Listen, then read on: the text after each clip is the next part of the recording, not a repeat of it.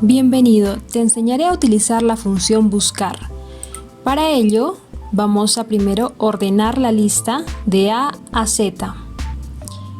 Seleccionamos y vamos a la barra donde está datos, clic en AZ y una vez ordenada nuestra lista, pasaremos a usar la fórmula.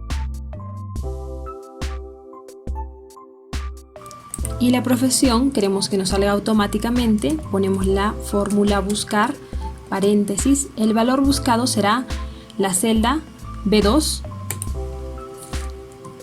punto y coma, el vector de comparación será la lista de nombres, punto y coma, el vector de resultado, nuestra lista de profesiones, paréntesis, y tenemos el resultado. Luis, profesión ingeniería alimentaria.